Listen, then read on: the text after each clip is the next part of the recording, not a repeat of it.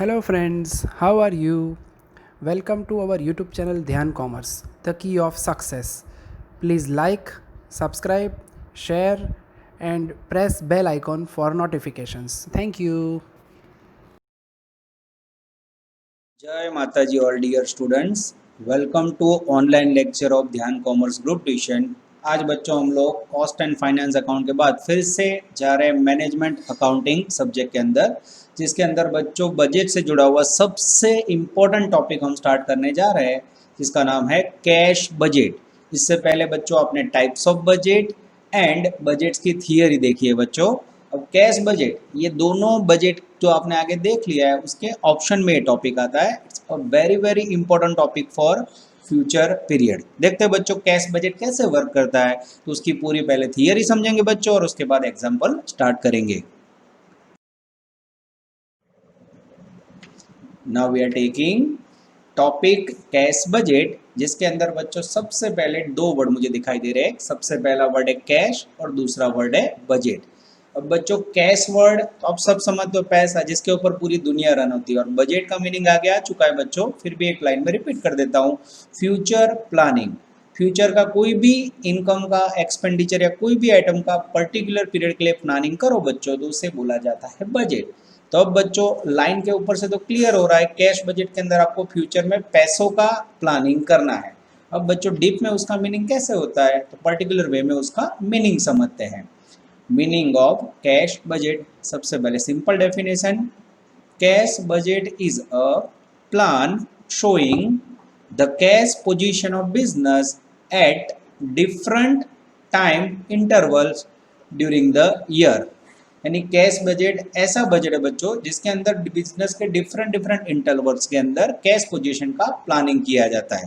दूसरा मीनिंग देखते हैं बच्चों, a budget which shows cash receipt and cash payment of business for a particular future period is known as cash budget। ऐसा budget जो बच्चों आपको भविष्य के पर्टिकुलर फ्यूचर पीरियड के लिए कितना कैश रिसीव्ड होगा और कितना कैश पेमेंट होगा, इसकी इंफॉर्मेशन प्रेजेंट करे बच्चों, तो उसे कहा जाता है कैश बजट। यानी कैश बजट वर्ड बच्चों दो ही आइटम के ऊपर आधारित है, कैश रिसिप्ट और कैश पेमेंट। तो फ्यूचर में आपको कितना पैसा मिलने वाला और कितना खर्च होगा, उसके आधार पे जो आप पैसों का बजट बनाते हो बच्चों, that is called cash budget. अब बच्चों कैश बजट प्रिपेयर करने के लिए कौन कौन सी मेथड्स यूज कर सकते हैं, तो उसका एक्सपीरियंस देखेंगे हम। Methods of preparing cash budget, अब हमारे सिलेबस में एक ही मेथड है बच्चों, पर हमें नॉलेज होना चाहिए। सबसे पहली मेथड है रिसिप्ट एंड पेमेंट्स मेथड, जो हमारे सिलेबस में टीवाई बीकॉम है, तो सबसे पहली मेथड हम लोग वर्किंग में यूज करेंगे। Second adjusted profit and loss method, या उसे बोला जाता है adjusted earning method. It is used in MCom and CA level working. Third है बच्चों बैलेंस शीट मेथड, ये भी बच्चों प्रोजेक्ट के अंदर या एमकॉम में यूज होती है। फोर्थ है वर्किंग कैपिटल डिफरेंशियल मेथड, इसका उपयोग बच्चों कॉमर्स के अंदर बहुत कम होता है। तो आपके सिलेबस में बच्चों simple method, receipt and payment method, जिसमें आपको कैश रिसिप्ट और पेमेंट का वर्किंग करना है। Now we are taking in cash budget proforma of preparing cash budget. अब बच्चों कैश बजट कैसे प्रिपेयर होता है, उसका एक फॉर्मेट आपके सामने होगा। अब बच्चों कैश बजट का आपने सिंपल मीनिंग देखा, फ्यूचर के कोई पर्टिकुलर पीरियड का कैश रिसिप्ट और पेमेंट का प्लानिंग। अब फ्यूचर में आप बहुत लंबा प्लानिंग करो बच्चों, तो वो फेल होने के चांसेस बहुत ज़्यादा है। तो कैश बजट आपको मोस्टली फ्यूचर के 3 या 4 महीनों के लिए प्रिपेयर करना है। तो आपके सामने जो बजट का फॉर्मेट होगा बच्चों, उसमें धारणा करते हैं कि फ्यूचर के 3 महीने के लिए हम बजट कैसे प्रिपेयर करते हैं, वो आपको देखना है। Now we are presenting format of cash budget. आप देख सकते हो बच्चों 3 महीने हमने लिए है, धारणा की है कि सपोज 2021 में आपको जनवरी फरवरी मार्च में बिजनेस में कितने पैसे आएगा उसका प्लानिंग करना है। तो सबसे पहले कैश रिसिप्ट और पेमेंट के अंदर क्या आता है वो आपको पता होना चाहिए बच्चों। तो कैश बजट के अंदर कैश रिसिप्ट में सबसे ज़्यादा पैसे डेटर, कोई ग्राहक को आप उधार माल बेचो उसमें से आते हैं, फिर कैश सेल्स में से आते हैं, फिर बिजनेस को कोई डिविडेंड रिसिव्ड हो, कोई एसेट्स बेची हो आपने, या कोई interest on investment. This is the sources of cash received. उसके बाद बच्चों कैश पेमेंट है, जिसमें आपने कोई क्रेडिटर को पेमेंट किया हो, कोई एसेट्स खरीदी हो, कैश परचेज किया हो, कोई रेंट एडवर्टाइजमेंट ऐसा खर्चा पेमेंट किया हो।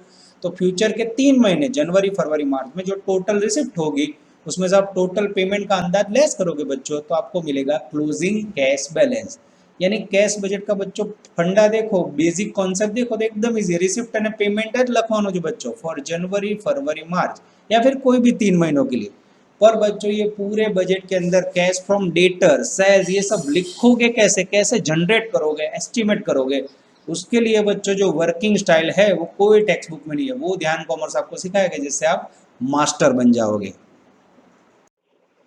Now we are taking working note for cash budget. जैसा मैंने आपको बताया बच्चों कैश रिसिप्ट एंड पेमेंट लिखोगे कैसे वो इंपॉर्टेंट है, तो उसके लिए सबसे पहले वर्किंग नोट है periods for receipts and payments, जिसके अंदर बच्चों purchase, sales, wages and overheads, ऐसे कोई भी एक्सपेंडिचर इनकम के लिए आपको पीरियड दिया हो उसका एक टेबल में बता रहा हूँ बच्चों। अभी खाली आपको वर्किंग नोट देखनी है बच्चों, जब उसका यूज होगा तो आपको ज्यादा पता चलेगा। फर्स्ट पीरियड है बच्चों 1.2 मंथ, 1/2 मंथ यानी आधा मंथ। आपको बोला हो आधे महीने की यानी 15 दिन की क्रेडिट है, उसका मीनिंग होता है प्रीवियस मंथ 50 करंट मंथ 50।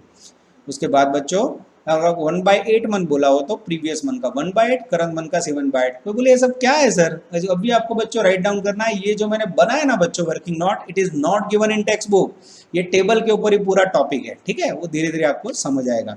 उसके बाद है बच्चों 1/4 जिसका मीनिंग है प्रीवियस मंथ 1/4, करंट मंथ 3/4। उसके बाद है बच्चों 1.5 मंथ जिसका मीनिंग है सेकेंड मंथ में 50, थर्ड मंथ में 50। उसके बाद है बच्चों 2.5 मंथ जिसका मीनिंग है थर्ड मंथ में 50% मिलेगा, फोर्थ मंथ में 50। उसके बाद है बच्चों 1 मंथ क्रेडिट जिसका मीनिंग है सेकेंड मंथ में 100%। उसके बाद है बच्चों 2 मंथ क्रेडिट जिसका मीनिंग है थर्ड मंथ में 100%।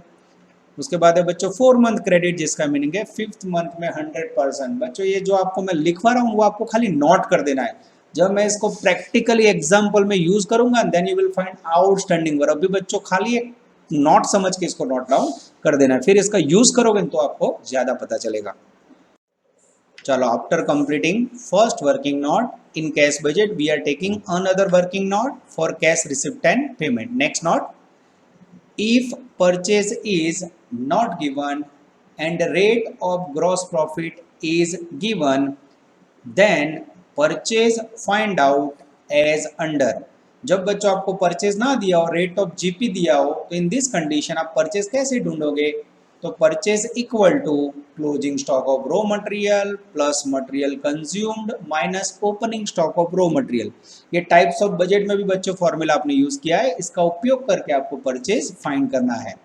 नेक्स्ट वर्किंग नोट बच्चों, if sales is not given then sales find out as under. Sales का फॉर्मूला है बच्चों opening stock of finish goods plus production minus closing stock of finish goods. ये formula use करके बच्चों आप sales या sales के यूनिट फाइंड कर सकते हो। उसके बाद है बच्चों next working note, if purchase is not given and rate of profit is given then purchase find out from COGS is as under. कई बार बच्चों वो लोग कॉस्ट ऑफ गुड्स सोल्ड देते हैं, तो इन दिस कंडीशन परचेज कैसे ढूंढा जाता है, तो COGS equal to opening stock plus purchase minus closing stock. F5 और S में बच्चों बहुत बार हमने COGS फाइंड किया है। अब COGS में सपोज समझो बच्चों परचेज मिसिंग हो तो परचेज का फॉर्मूला क्या बनेगा, COGS plus closing minus opening. तो बच्चों सिंपल वर्किंग नोट है, एक बार आपने लिखा हो तो जब एग्जाम्पल स्टार्ट होगा तो बहुत ही आसानी से आप इसे यूज कर पाओगे। Now we are taking last working note for cash budget बच्चों। लास्ट नोट पे आ जाते हैं। Last note, if sales return is given, जब बच्चों सेल्स रिटर्न दिया हो, and calculation of commission on sales required, और जब बच्चों कमीशन ऑन सेल्स आपको कैलकुलेट करना हो, at that time commission is calculated on total net sales. तब बच्चों आपको कमीशन टोटल नेट सेल्स पे काउंट करना है। और अब टोटल नेट सेल्स क्या होता है वो देख लेते हैं बच्चों। Now calculation of net sales, कई बच्चों को नेट सेल का कैलकुलेशन नहीं आता है। सबसे पहले लिया जाता है बच्चों उसमें कैश सेल्स, फिर लिखा जाता है क्रेडिट सेल्स जिसमें से लेस करना है सेल्स रिटर्न। ध्यान रखो बच्चों क्रेडिट सेल मध्ये सेल्स रिटर्न लेस करवाना, फिर आपको मिलेगा नेट क्रेडिट सेल्स। कैश में क्रेडिट ऐड करोगे तो टोटल नेट सेल्स होगा, और फिर कमीशन रेट से मल्टीप्लाई करोगे बच्चों तो आपको मिलेगा कमीशन इन रुपीज। तो बच्चों ये पूरा वर्किंग नोट में क्या बता रहा है, नेट सेल्स का मीनिंग होता है cash sale plus credit minus sales return equal to total net sales into commission rate. ये बच्चों वर्किंग नोट है, अभी आपको कम समझ आएगा पर ये सब आपको राइट डाउन करना है। कैश बजट एक रेगुलर टॉपिक नहीं है बच्चों, जैसे मार्जिनल कॉस्टिंग टॉपिक कैसा था अलग प्रकार का, ऐसा ही बच्चों कैश बजट के अंदर लिखना है सिंपल रिसिप्ट एंड पेमेंट, पर उसके अंदर जो बच्चों वर्किंग आएगा वो वर्किंग के लिए टेक्स्ट बुक में कुछ भी नहीं है, टोटली आप इस पे ध्यान कॉमर्स की टेक्निक पे आधारित हो। और मैं आपको 100% बता रहा हूँ बच्चों, डीसीजीटी के पास इसकी टॉप मेथड है, we will use all methods in example. Okay बच्चों, तो सारी थियरी आपको राइट डाउन करनी है और राइट डाउन करने के बाद फिर आप लोग रेडी हो जाओ मैनेजमेंट अकाउंट कैश बजट के फर्स्ट एग्जाम्पल के लिए। जय माता जी और dear students, welcome to online lecture of Dhyan commerce group tuition. धीरे धीरे करते बच्चों कॉस्ट एंड फाइनेंस अकाउंट के अंदर 3 प्रोसेस का टॉपिक और सबसे इंपॉर्टेंट टॉपिक मार्जिनल कॉस्टिंग पूरा करने के बाद बच्चों पहुंच गए मैनेजमेंट अकाउंट के सबसे इंपॉर्टेंट पार्ट में, that is called cash budget. आगे बच्चों पावर पॉइंट प्रेजेंटेशन के अंदर आपने टाइप किया हुआ कैश बजट का पूरा थियरी समझा बच्चों, पर जब आप क्लास में स्टडी करते हो तो आपको मेरा नेचर पता है, मैं बोर्ड के ऊपर आपको सारे पॉइंट समझा रहा हूं। तो जो बच्चों आपने पावर पॉइंट के अंदर रिटर्न मस्त डिजाइन के साथ देखा, वही वस्तु को बच्चों जैसे क्लास में पढ़ते हो वैसे आपको क्विकली मैं रिकैप में समझा देता हूं, जिससे आपको फीलिंग गुड हो, कैश बजट का कोई कॉन्सेप्ट बाकी ना रहे। अब बच्चों आपने कैश बजट टॉपिक पढ़ना है, इससे पहले आपको हिंट देता हूं, इसके ऑप्शन में आपने 2 टॉपिक पढ़े हुए हैं। एक टाइप्स ऑफ बजट जो कैलकुलेट होता है, जिसमें raw material budget, purchase budget, production budget, ऐसे छोटे छोटे बजट आपने देखे थे। और साथ में निखिल सर ने एक टॉपिक चलाया था थियरी का, बजटिंग कंट्रोल, जिसमें बजट के बेनिफिट लिमिटेशंस वो सब आपने देखा हुआ है। ठीक है बच्चों, तो अगर ध्यान से देखो तो ये जो टॉपिक है बच्चों कैलकुलेटिव है, थोड़ा मेहनत वाला है, डिफरेंट है, पर उसके ऑप्शन में आप देखा जाओ तो ए में थियरी आएगी 7 मार्क की और बी में टाइप्स ऑफ बजट का सम, यानी सिलेक्शन आपके ऊपर है बच्चों। यूनिवर्सिटी में दोनों ऑप्शन खुले रहेंगे, पर cash budget is one of the best topic of management account. तो मेरे ख्याल से ये टॉपिक आप लोग करोगे, क्योंकि जब भी पैसों की बात आती है बच्चों, ऐसा बोलना ऐसा बताओ कि तुरंत बोलेगा बेटा पप्पा पैसा, कारण पैसों के ऊपर पूरी दुनिया है बच्चों। मैं मेहनत कर रहा हूं पैसे लिए, आप बैठे हो भविष्य में अच्छे पैसे कमाने के लिए, आपके पापा का ही जॉब करे, आपकी बहन जॉब करे, भाई जॉब कर रहा है, money money money, we all know about the power of money. Business हो या घर हो बच्चों, लॉकडाउन में घर बंद हो गए थे लोगों के, आपने देखा होगा पैसों के बिना सब बंद हो गया था बच्चों, यानी cash is a very very important part of life. इसीलिए बच्चों आज आप पढ़ने जा रहे हो सबसे इंपॉर्टेंट टॉपिक कैश बजट। वो आपने देखा होगा बच्चों, पैसा ऐसी वस्तु है, जरूरत से ज्यादा हो किसी के पास तो वो नुकसान करता है, जरूरत से कम हो तो वो टेंशन दिलवाता है। जैसे मैं बोलूं आपका बिजनेस है जिसमें हर लाख ट्रांजैक्शन के लिए आपको 2 लाख रुपए चाहिए हर महीने घर बिजनेस चलाने के लिए, अब आप साइड में लगभग 12 लाख रुपए रिजर्व रखो, तो अब 2 लाख रुपए की जरूरत है और 12 लाख रुपए साइड में रखोगे बच्चों, तो आप 10 लाख जो एक्स्ट्रा रखोगे उसका आपका इन्वेस्टमेंट में इंटरेस्ट का लॉस होगा, यानी जरूरत से ज्यादा ट्रांजैक्शन के लिए रखोगे लॉस। 2 लाख रुपए की जरूरत हो बच्चों, आपके पास मात्र 50,000 हो तो मार्केट में ऐसी छाप जाएगी कि ये पार्टी कटकी वाली है, टुकड़े वाली है, इसके पास से पैसे जल्दी नहीं आते, इसके साथ बिजनेस बंद करो। तो इसका मीनिंग क्या हुआ बच्चों, 2 लाख की जरूरत तो 12 भी नहीं होना चाहिए और 2 लाख की जरूरत तो 50,000 भी नहीं होना चाहिए, एग्जैक्ट 2 लाख के आजू-बाजू होना चाहिए।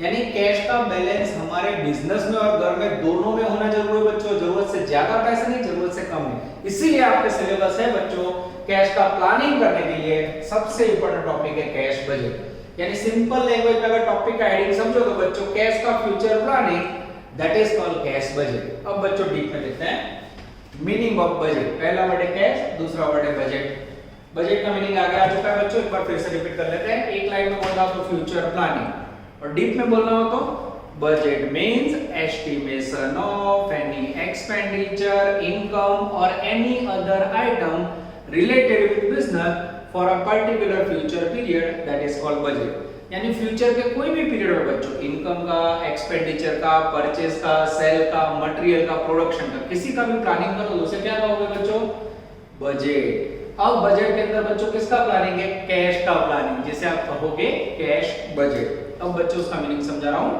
A budget which shows cash receipt, a budget which shows cash receipt and cash payment of business at different interval of future, that is called cash budget। ऐसा बजट जो आपको फ्यूचर के अंदर कितना कैश रिसीव होगा particular period में, कितना cash payment होगा, उसका इंफॉर्मेशन प्रेजेंट करे बच्चों, तो ऐसे बजट को बोला जाता है कैश बजट। अब बच्चों कैश बजट के अंदर जो दो मेन वर्ड आए, अगर ध्यान से समझो तो पूरा मीनिंग दो वर्ड के ऊपर है बच्चों। एक आया कैश रिसिप्ट या कैश रिसीव, और सेकंड आया बच्चों कैश पेमेंट। अब ये दोनों वर्ड का आप फ्यूचर प्लानिंग करते हो तो that is called cash budget. जब मित्र एक बिजनेस के अंदर आप सोचिए तो कैश कहां से आएगी, सोचो तो आप बिजनेसमैन हो, आप शॉप चला रहे हो तो पैसे कहां से आएंगे, तो सबसे ज्यादा कैश आती है बच्चों सेल्स में से। उसके बाद बच्चों कोई ग्राहक को अपने उधार माल बेचा हो तो क्या आएगा, कलेक्शन फ्रॉम डेटर में से। उसके बाद बच्चों कोई इन्वेस्टमेंट आपने किया हो उसका इंटरेस्ट, या फिर डिविडेंड रिसीव्ड हो, या फिर कोई असेट्स आपने बेची हो बच्चों। This is the main sources when you receive cash. कोई सेल में से, डेटर के पास से पैसे मिले, या फिर कोई इन्वेस्टमेंट आपने बेचा, या उसका ब्याज रिसीव हुआ, डिविडेंड रिसीव हुआ, या कोई असेट्स बेची हो। सेम बच्चों पेमेंट क्या करते हो, तो सेल के सामने आपने बिजनेस के लिए परचेज किया तो पेमेंट करना पड़ेगा, फिर आपने उधार खरीदा हो तो क्रेडिटर को पेड करोगे, फिर डिफरेंट एक्सपेंसेस जैसे रेंट है, एडवर्टाइजमेंट एक्सपेंस, इनकम टैक्स है, ये सब पेमेंट करोगे। उसके बाद बच्चों असेट्स खरीदोगे, उसके बाद डिविडेंड पेड करोगे, या फिर कोई इंटरेस्ट पेमेंट करोगे। तो this is the cash receive and cash payment sources. इसका बच्चों पर्टिकुलर फ्यूचर पीरियड के लिए आप प्लानिंग करो तो that is called cash budget. अब बच्चों मैं अभी हूं लगभग आपको पता होगा अक्टूबर महीना स्टार्ट हो गया, ठीक है, 2020 चल रहा है। मैं सोचूं कि 2024 के अंदर मेरे पास जनवरी से दिसंबर में कितना पैसा होगा। अभी मैं सोचूं बच्चों तो मुझे बताओ मित्रों वो प्लानिंग मेरा सही होगा, नहीं होगा। क्यों, मैं अभी 2020 में हूं बच्चों, 2024 में क्या होगा, 21, 22, 23 के बाद इन्फ्लेशन का रेट क्या होगा मुझे पता ही नहीं है। तो इसका मीनिंग ये होगा बच्चों बहुत ही लंबा अगर कैश का बजट बनाते हो तो वो फेल जाएगा, उसके फेल होने के चांसेस ज्यादा है। पर बच्चों अभी मैं अक्टूबर में और मैं सोचूं जनवरी, फरवरी, मार्च 2021 में क्या होगा तो इट इज पॉसिबल। यानी कैश बजट का आपको कितने महीने का बनाना है, एग्जैक्टली 3 महीने, जैसे जनवरी, फरवरी, मार्च, या फिर फ्यूचर के बहुत ही नजदीक के पीरियड का बहुत ही लंबा अगर कैश बजट बनाते हो तो वो बच्चों कैश बजट की जगह फेल बजट हो जाता है, वो सक्सेस नहीं जाता, क्योंकि इन्फ्लेशन रेट इतना हाई है। किसी को बता रहा लॉकडाउन आने वाला है बच्चों, लॉकडाउन के कारण कई बिजनेस तहस नहस हो गए। इवन बच्चों कई टीचर्स जैसे जो प्राइवेट में जॉब करते सब्जी बेच रहे हैं, ये स्थिति है। कारण लॉकडाउन में कभी भी टीचर्स की वैल्यू डाउन होगी किसी ने सोचा नहीं, वन इंडस्ट्री डाउन हो गई। तो बच्चों फ्यूचर सेफ नहीं है, इसलिए इन्फ्लेशन के कारण बहुत सारे बाहरी फैक्टर्स के कारण कैश का लंबा प्लानिंग पॉसिबल नहीं है। तो आपको क्या करना है, मैक्सिमम फ्यूचर के 3 महीने का कैश बजट तैयार करना है। अब बच्चों सबसे बड़ा प्रॉब्लम क्या है बताओ, ये चैप्टर में लिखना क्या है, फिक्स है रिसिप्ट एंड पेमेंट, और हर एक के अंदर ये जो वैल्यू है सेल्स की, डेटर की, परचेस की, वो कैसे ढूंढना है, इसके लिए ऐसी मैजिकल टेक्निक्स है बच्चों जो आपको ध्यान कॉमर्स की टेक्निक से सबसे टॉप पे ले जाऊंगा मैं, ठीक है। आगे जाते हैं, अब methods of preparing cash budget. Cash budget prepare करने की टोटल इनकॉमर्शियल लेवल में 4 मेथड बच्चों, और हमारे मेथड में डिवाइड में सिंपल मेथड बच्चों that is called cash and receipt method. Cash receipt and payment जो मैंने आपको समझाया आवक અને जावकની पद्धति, ये जो मेथड है बच्चों P&L एडजस्टेड वर्किंग कैपिटल है, बैलेंस शीट मेथड, ये एमकॉम करोगे ऐसे सीए लेवल पे आप स्टडी करोगे तब आपको स्टडी करनी है। आपको करना क्या है बच्चों, simply you have to prepare जनवरी, फरवरी, मार्च और अप्रैल में जो कोई भी 3 महीने का कैश बजट प्रिपेयर करना है। उसमें लिखना है कैश रिसिप्ट और कैश पेमेंट। और वो कैसे लिखना है, तो इसके बाद बच्चों आपने देखा होगा पावर पॉइंट में वर्किंग नोट में थियरी लिखवाई थी, क्रेडिट पेमेंट का पीरियड तो कैसे पेमेंट होगा उससे लिखवाया था। तो वो बच्चों मैं फिर से नहीं बोल रहा हूं, वो आपने ऑलरेडी आगे पीपीटी में देखा है जो आपको नोट डाउन करना है। अब बच्चों आपके सामने मैं प्रेजेंट कर रहा हूं पहला बेसिक क्वेश्चन कैश बजट का, जिसके अंदर बच्चों बजट कैसे प्रिपेयर होता है मैं आपको समझा रहा हूं। चलो बच्चों, now we are taking trailer of cash budget, body fix word continue, नजर बोर्ड पे।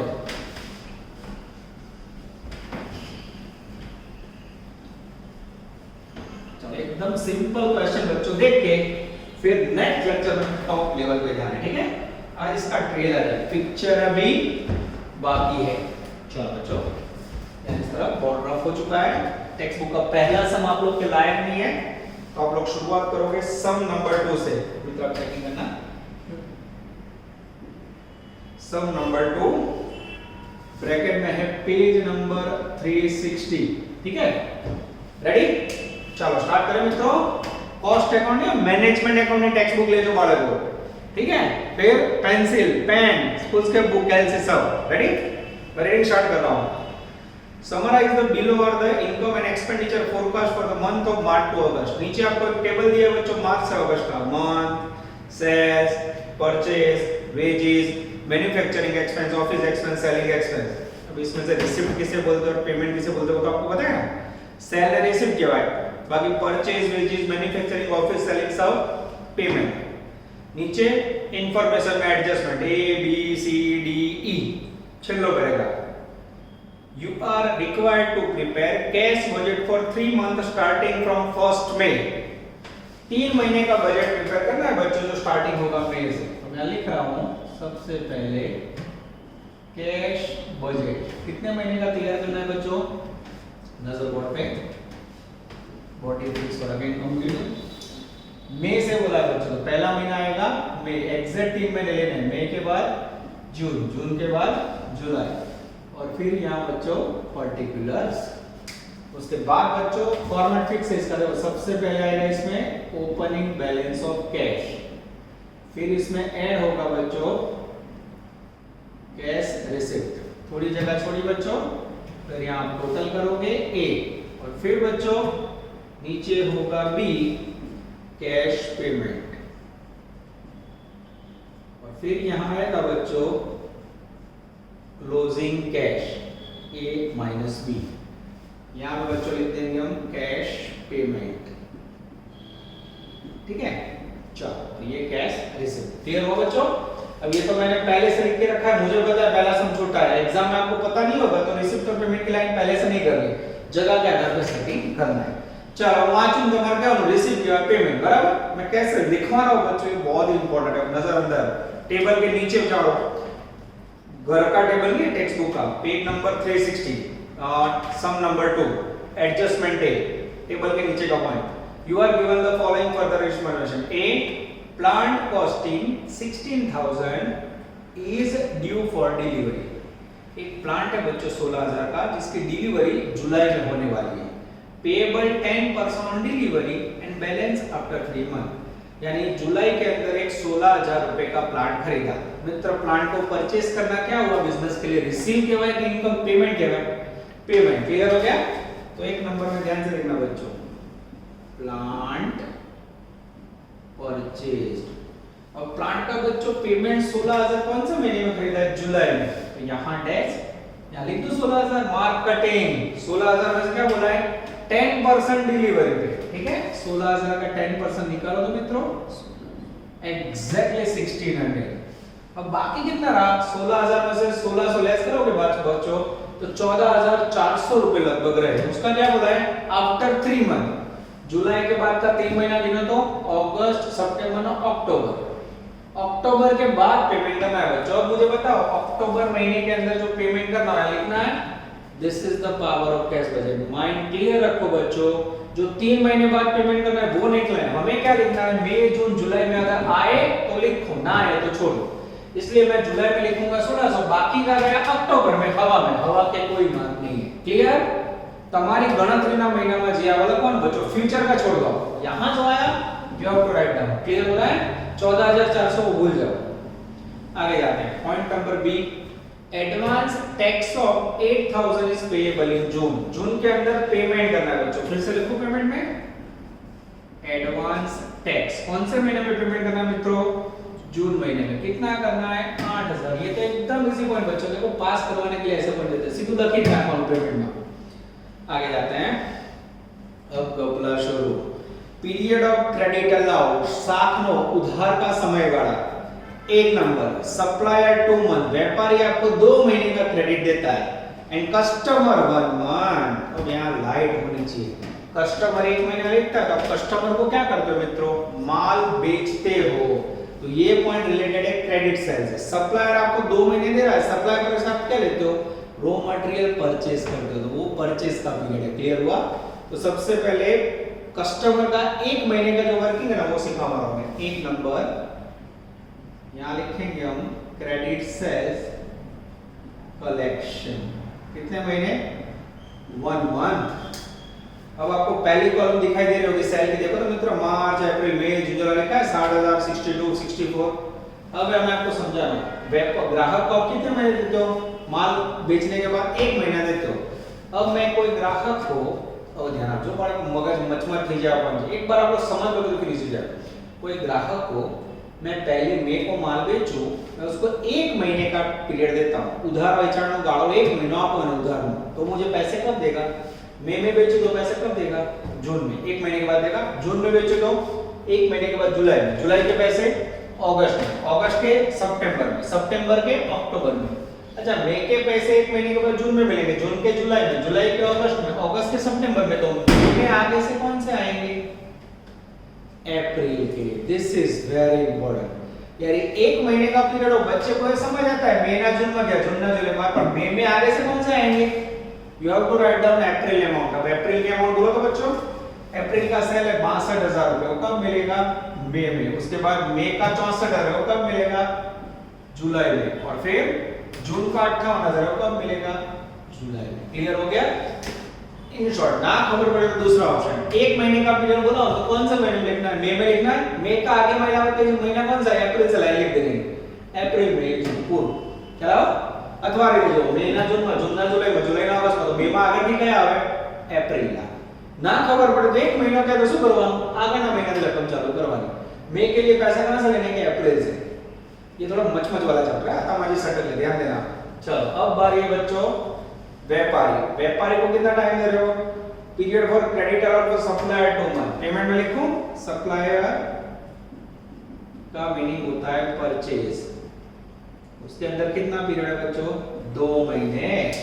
यानी कोई व्यापारी से आप माल खरीद दो मित्रों, तो पेमेंट कब करते हो, 2 महीने के बाद। अब देखना, पहली मई को आप माल खरीदो व्यापारी के पास से, परचेज को आप देख रहे हैं, हां, तो पेमेंट कब करोगे, 2 महीना પછી। मई गया, जून गया, कब करोगे, जुलाई में। मई के पैसे कहां जाएंगे, जुलाई में। जून के, जून गया, जुलाई गया, अगस्त में। फिर जो महीना जुलाई में, जून के अगस्त में, जुलाई के, जुलाई गया, अगस्त गया, सितंबर में, अगस्त के, अगस्त गया, सितंबर गया, अक्टूबर में। मई के पैसे बच्चों जुलाई में, जून के अगस्त में, जुलाई के सितंबर में जा रहे हैं, तो वैसे मई महीने से आगे से कौन सा पेमेंट आएगा, सोचो तो जरा। तो मई महीने में आगे से आएगा 2 महीने पहले का, यानी अप्रैल का भी नहीं, उससे आगे वाला मार्च का। अब लाइट करो, मार्च महीना में तुम्हें माल खरीदो तो पेमेंट कब करोगे, मार्च गयो आपको, अप्रैल गयो, यानी मई में आएगा, एकदम सही है। ठीक है, तो मार्च महीने का वैल्यू पकड़ो परचेज का। मार्च का वैल्यू है, हाँ परचेज का वैल्यू है 30,000, मार्च का मई में। उसके बाद लाइन में पकड़ते जाओ, मई का जून में, उसके बाद सॉरी मार्च का मई में 36,000, उसके बाद अप्रैल का 38,000 वो आएगा जून के अंदर, उसके बाद मई का 33,000 वो आएगा जुलाई के अंदर। फरी जो बाળકો થોડું મગજ મચમચ થવા લાગે ને, it is not easy task. फरी जो 2 महीने के आप क्रेडिट दे रहे हो, तो मई महीने के अंदर जो माल खरीदो तो उसका पैसे 2 महीने के बाद जुलाई में, जून के अगस्त में। तो मई महीने में आगे वाले 2 महीने का आएगा, मई ની આગળ જવાનું બચ્ચો, મઈ ની આગળનો 1 મહિનો એપ્રિલ, એની આગળનો મહિનો માર્ચ, માર્ચ ની વેલ્યુ લખી આ એપ્રિલ ની મઈ। અને આવું ના વિચારો તો માર્ચ की बड़ी लाइन लखी नाखवानी, हर महीने में सोचने का नहीं, पहलो मार्च आवे कि खबर पड़ जाए। ये आपके समझने के लिए बच्चों स्टार्टिंग में इसलिए लिख रहा हूं, यहां से शुरू करूं मार्च की, ये कौन सी वैल्यू आई बच्चों, अप्रैल। क्लियर हुआ। चलो तो आगे जाए। उसके बाद है बच्चों lagging payment of manufacturing expense half month, यानी मैन्युफैक्चरिंग एक्सपेंस को पेमेंट करने के लिए हाफ मंथ यानी 15 दिन का टाइम मिलता है। उसके बाद बाकी सारे खर्च में बच्चों 1 महीना। तो पहले 1 महीने वाला सिक्का देता हूं। अब टेबल के अंदर देखो तो 4 नंबर में और कौन सा खर्चा है बच्चों, मैन्युफैक्चरिंग जोड़ दो, वेजेस आएगा। हां, फिर 5 नंबर में ऑफिस एक्सपेंस, फिर 6 नंबर में सेल्स एक्सपेंस, और 7 नंबर में है बच्चों मैन्युफैक्चरिंग एक्सपेंस, जिसमें हाफ मंथ बोला है। ठीक है, अब ये तीनों के अंदर बच्चों पीरियड कितना है, ये तीनों के अंदर कितना पीरियड बोला है, 1 मंथ। और 1 मंथ तो मैंने समझाया, फिर से एक बार समझा दूं। देखो बच्चों, मैं वेजेस, मजदूरी, ऑफिस का, सेलिंग का तीनों खर्चों मई महीने में कर दो, मैं पेमेंट कब करूंगा पगार का, एक खर्च का 1 महीने बाद, यानी मई का पेमेंट जाएगा जुलाई में, जून का जुलाई में, जुलाई का खर्चा पेमेंट होगा अगस्त में, अगस्त का सितंबर में, मई का जून में, जून का जुलाई में, जुलाई का अगस्त में, तो मई में आगे से कौन सा आएगा? अप्रैल का। अप्रैल की लाइन पकड़ो, अप्रैल की वेजेस बोलो। ये वेजेस की कॉलम ली मैंने अप्रैल से बच्चों, ये लिखा 8000, फिर 10000 અને પછી 8500, ये वेजेस लिख दिया। कहां से चालू किया? अप्रैल से। फिर देखना ऑफिस खर्च, ऑफिस की कॉलम ली थी बच्चों, अप्रैल की वैल्यू पकड़ो 1500, 2500, 2000, यस 1500, थोड़ा ऊपर लेते बच्चों, दुख ना हो, 1500, 2500 और फिर 2000। उसके बाद लिया बच्चों सेलिंग एक्सपेंडिचर, सेलिंग के लिए भी अप्रैल से उठाओ 5000, 4500, 3500, 5000, 4500 અને 3500। अब बच्चों मैन्युफैक्चरिंग एक्सपेंस है, नीचे काटो है जगह, थोड़ा नीचे ले लेते बच्चों, यहाँ थोड़ा मुझे दुख हो रहा है ऐसा लग रहा है, जगह कम पड़ेगी, ये अंडरलाइन किया मैंने, एक लाइन थोड़ा नीचे ले लेते हैं।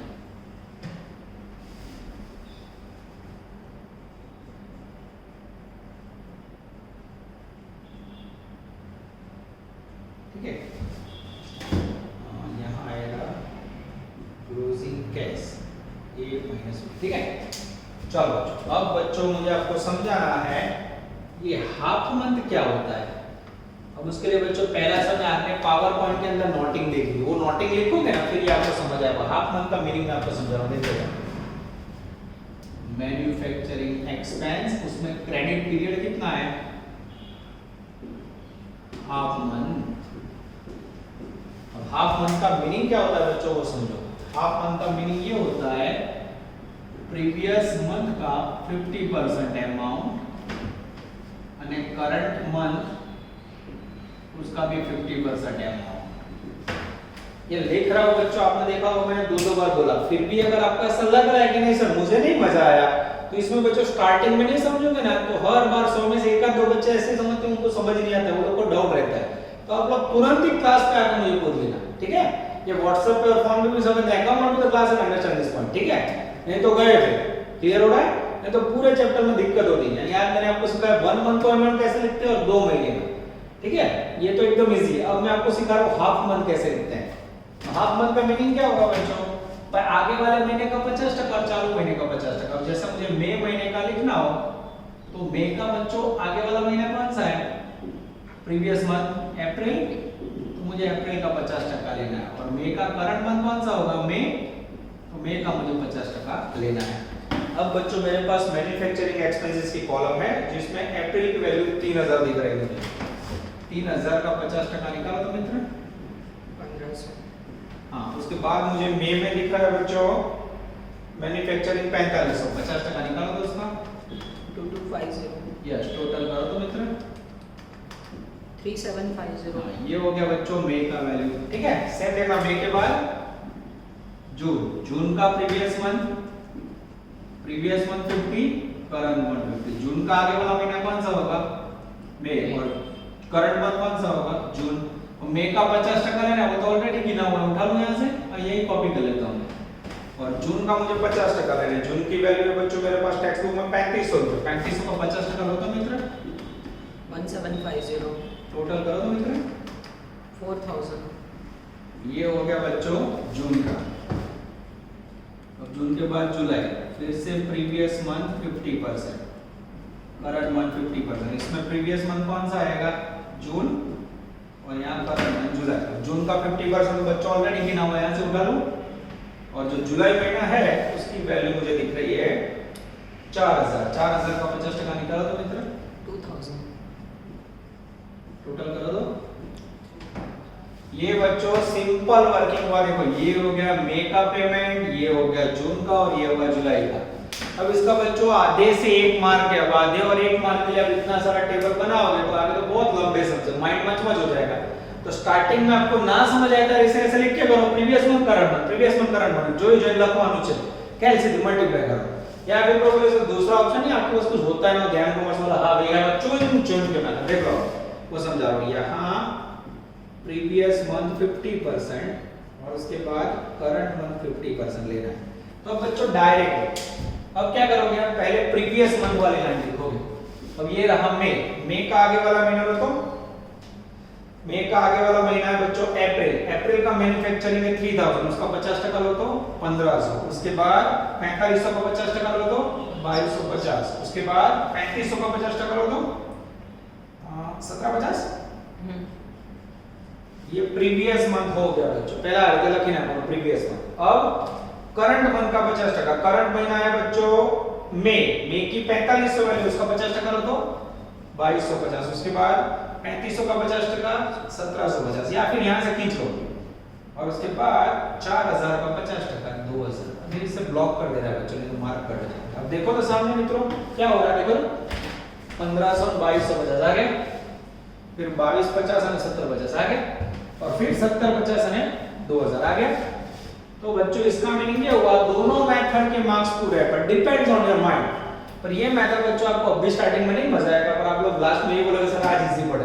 पहला की प्रीवियस मंथ लाइन लगो बच्ची, करंट मंथ में खेच लोगे सीधी जो लगता है। ये हुआ बच्चों कैश बजट का सिंपल ट्रेलर एग्जांपल। पिक्चर में तो अभी बहुत कुछ बाकी है। अब बच्चों इसका क्लोजिंग स्टाइल। हाँ, क्लोजिंग करने से पहले बच्चों एक लाइन लेके लास्ट पैराग्राफ में एक पॉइंट रीड करना रहेगा, तो मुझे लेता हूं मैं गलती से मिस्टेक। लास्ट पैराग्राफ देखो, you are required to prepare a cash budget for starting 3 month May June July. There was a cash balance of 8000 on May के अंदर बच्चों कैश का बैलेंस दे दिया इन्होंने 8000। ये देना जरूरी है, नहीं तो सम बंद नहीं होगा। अब बच्चों इसका क्लोजिंग स्टाइल। क्लोजिंग में क्या करोगे, पहले महीने की इनकम का टोटल करो 70,000।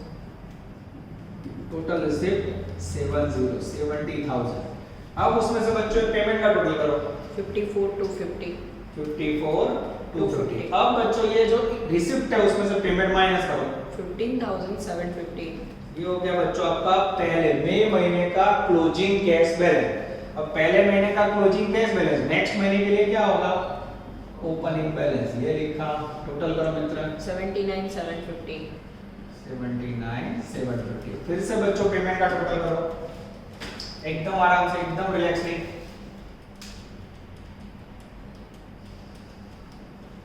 67,000। अब बच्चों ए इनकम या रिसिप्ट, उसमें से पेमेंट लेस करो मित्र 12,750। सेकंड मंथ का जो भी क्लोजिंग है वो नेक्स्ट के लिए ओपनिंग, यानी तीनों साथ में टोटल नहीं हो सकते। 70,750। 70,750।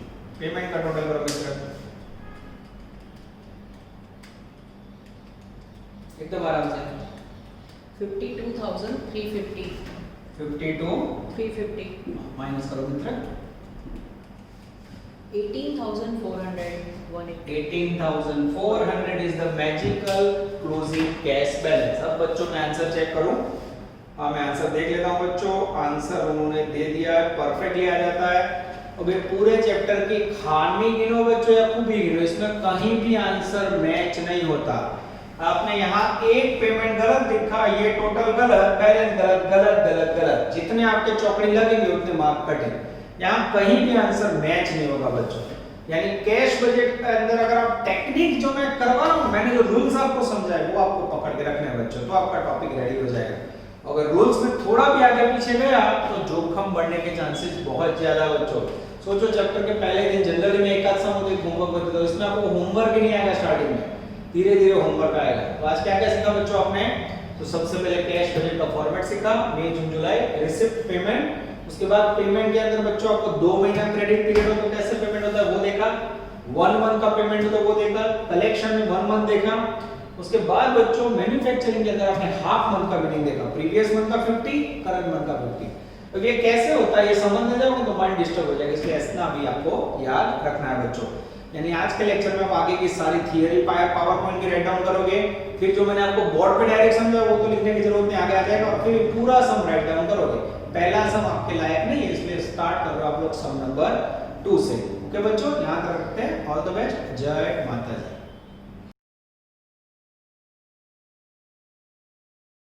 Please like, subscribe, share and press bell icon for notifications.